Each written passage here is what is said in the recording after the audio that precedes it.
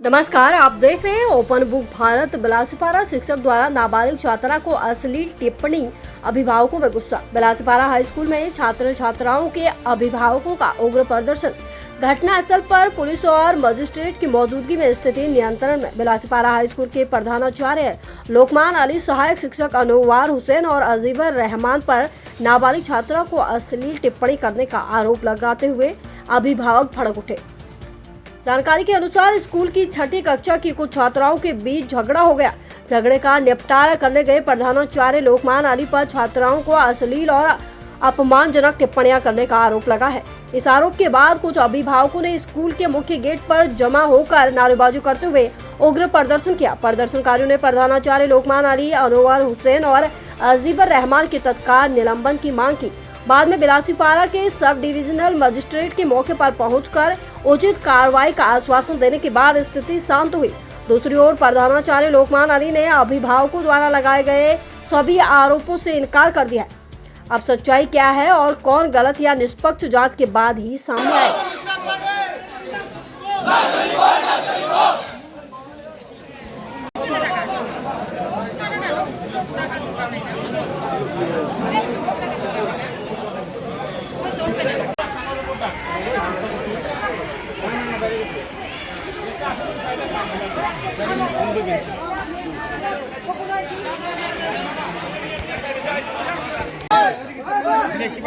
High school पाশে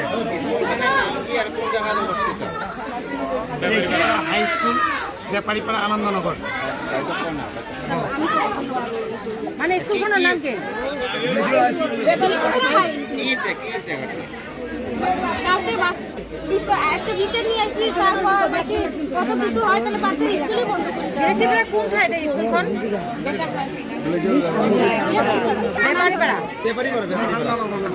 মাস্টারটার নাম কি আছে? মাস্টারটার নাম লোকমান স্যার।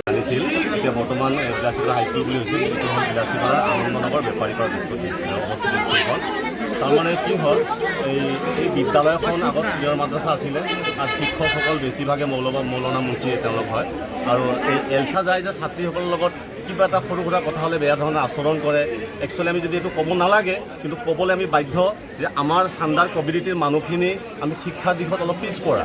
আমাৰ ছাত্ৰ ছাত্ৰীসকল আজিৰ তাৰিখত প্ৰতিটো পৰিয়ালৰ পৰা প্ৰতিটো ছাত্ৰ ছাত্ৰী শিক্ষাৰ দিশত আজিকালি ধাৱমান হৈছে। এই স্কুলত আমি আমাৰ ছাত্ৰখিনি এমালগেমেণ্ট হোৱাৰ পিছত বেপাৰীপাৰা এল পি স্কুলৰ পৰা তেখেত আপোনাৰ লোকমান আলী, তেখেতো এই ধৰণৰ আচৰণ কৰাৰ লগত জড়িত আছে বুলি আমি ছাত্ৰীসকলৰ পৰা জানিবলৈ পাইছোঁ। তাৰ লগতে আৰু এজন টিচাৰ আনোৱাৰ হুছেইন বুলি আমি জানিবলৈ পাইছোঁ। আৰু এজন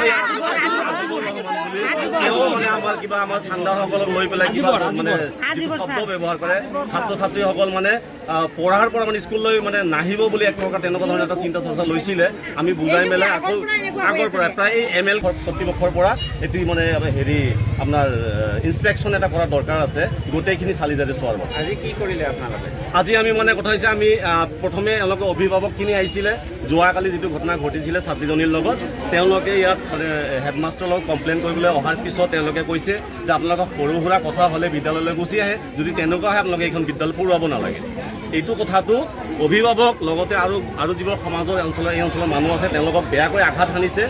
সেই আঘাত ক্লাসের ড্যান্স ম্যাচ খেলাই দিয়ে আছে, ড্যান্সের উপর উঠে গেছে, উঠে নাচি গেছে, তুমি ব্যাটিং করছো, এটা লাভিং করছো, যে টেবলেট পুরে মারিছো, তখন শান্ত হয়েছে। মই তাক একো করতে পারা নাই, মাও নাই তাক তেওঁ কৰি আছে। কালিতো কোৱা নাই, ঘৰত গৈ কৈছে তাহলে মোক বেয়া কথা বেয়া কথা মোৰ মুখ দি বেয়া কথা না গালি পাৰিছোঁ, তুমি কৈ অভদ্র ক্লাসত থাকিও ভদ্রমতো অভদ্র। আচ্ছা, আপনার নামত অভিযোগ হয়েছে আপনি ছাত্রীক অশালীন অভব্য। না আমি নিশ্চয় আপনি স্কুলের প্রধান শিক্ষক। ওখানে মানে স্কুলে পড়েছে, স্কুলের ছাত্র স্কুল করি তাহলে আপনার নামত যিবিলাক অভিযোগ আনিছে সব বিষয় সব আজিকালি এরকম ছাত্র তেনেকুৱা গালি কৰা হয়। আচ্ছা, বিদ্যালয়খনৰ মানে শিক্ষাৰ মান অনুন্নত হৈছে। শিক্ষার মান তো আমাকে উন্নতি করে আছে, উন্নতি করে আছে।